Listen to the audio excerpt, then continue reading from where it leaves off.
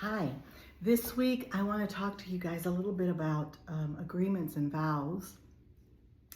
You know, in Revelations 12, 9, and 10, the Bible calls the serpent a deceiver and an accuser. And you know that deceiver, that accuser has been in our lives from the get-go, especially as believers. Um, and he comes to steal, kill, and destroy. And so because he does these things, he tries to jump into our lives very, very early on to deceive us and to dissuade us. And he's going to do everything possible to destroy you.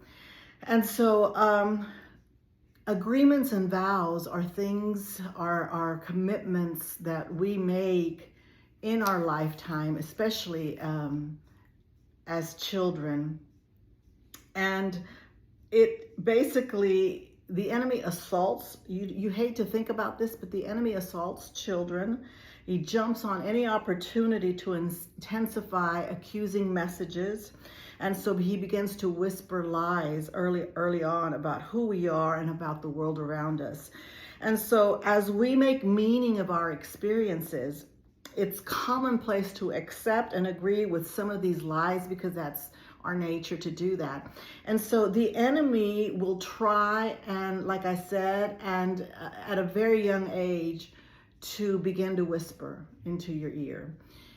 Evil has played a role in our lives, and it's actively working to hijack our stories and keep them from fully reflecting the love and beauty of God. So he wants to deceive you, and so we began early on to make agreements with him without even knowing, because these lies can be thoughts or conclusions that enter our mind in the midst of our painful circumstances. So let me give you a little example about that. So let's say for the first 12 years of your life, you watched your father struggle with immense emotional pain. Maybe he dealt with depression. Maybe he just had some really bad days. And so, but there's one particular day that you recall that this pain was very evident to you. And you're just a 12-year-old little girl or little boy. And so the thought sort of enters your mind that since no one, including God, is going to care for your dad, you're going to, or you have to. So something in you says yes to that endeavor. And so at first glance, we look at this and we think about this and we think, wow, this is a really sweet, empathetic thing for a child to do.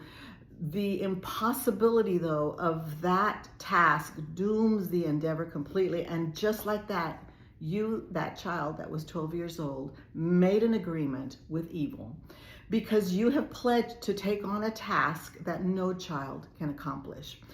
Or let's say that you watch your parents go through a bad divorce and you witness your dad constantly lying to his attorney. Maybe you heard him on the phone and he's trying to dissuade the settlement in his favor. And then while that is going on, you witness an encounter with your male teacher, and he begins to yell at the class or yell at another boy. And so then the principal gets involved, and you watch and you listen to the male teacher lie to the principal.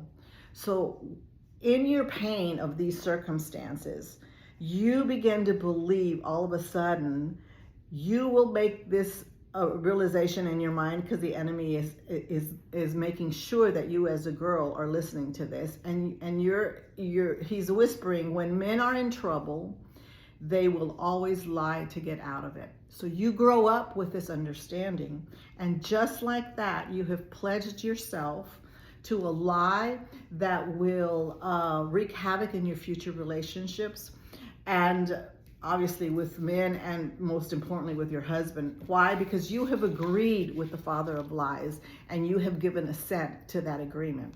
So examples of vows and agreements that we make along the way, we may say things like, well, we may have said things like, I am alone in this world, right?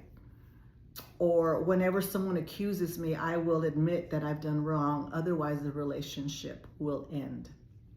Maybe you experienced that in that moment. You said, I will never, never accuse someone, whether they did the thing, whether they admit it or not, because you're afraid that that relationship, that friendship will end. Words like, no one really cares if I'm hurting, or words that you may repeat to yourself that you have said, I'm my own worst enemy, or I'll never get over this addiction. Even words sentences that we've heard throughout our lifespan that says, if you want something done right, you have to do it yourself. You have just brought onto yourself the incredible task of doing everything alone. Maybe comments, I'm too needy. Maybe I'm too much for any man to handle. Maybe comments like, my wife is never going to respect me. I will do whatever it takes to be chosen. Think about the enormity of those words. So you grow up, when you want something, when you want to be chosen, you will do absolutely whatever it takes to be chosen, whether that is going to damage you, whether that is going to hurt others. You have made that vow. I will do whatever it takes to be chosen. Maybe a comment like, there's something wrong with me, or my anger is never welcomed, so I'll just hide my anger. So we've got these grown men that weren't allowed to cry, that were told basically, shove that anger down, control yourself. And there's a difference between a discipline. There's a difference between, you heal from that anger, and you put other things of God in place to help you not suppress the anger, but to channel it into a different area so you don't explode. Or if you begin to suppress it, eventually that thing is going to explode. That dam will explode. And another one like, in order to avoid the pain of not being heard, I will just not take the risk of telling someone that they've hurt me. So we've got individuals that made this vow early on in their life, and basically people step on them, people walk all over them, and to keep the peace, they simply just take it, and they become doormats to the relationships in their lives. Rather than telling that person, you've hurt me, and set boundaries and walk away. Comments like, my husband will never change, or when there is relational conflict, it is always my fault. You take the fault for everything. So whenever we are in pain, we give meaning to that event. And so be careful what you say and vow to. We try and interpret just what happened in a moment of pain and suffering, and in this moment evil comes in and offers you an interpretation of what just happened, and that is designed to entice you to make an agreement. And we do these things over and over in our lives, and then we struggle with breaking those strongholds. So let's say you come home, you're a little girl, and you come home from school sobbing because your best friend just betrayed and humiliated you. And your mom says, sweetheart, I think you're just too sensitive.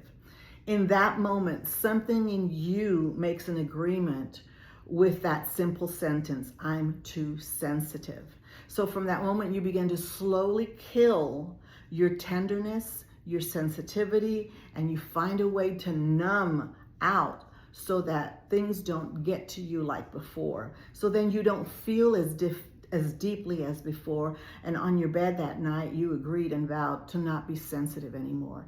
And so you have just blocked a lifetime of emotions, of discernment, all kinds of things that could help you. You've just blocked it with that agreement, with that vow.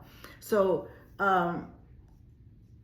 agreements are like signed legal documents. It's a treaty. Agreements are formal. They're operating structures, and they operate until they are broken or dissolved. And so they're not merely a summary or conclusion of the pain you've experienced. in the spirit realm, they are much more. So this is the kind of work that I do with women. And so if you want more information, if you want to talk about vows and agreements, we need to heal from these events in our lives. And God is waiting for you to respond. Amen. God bless you guys.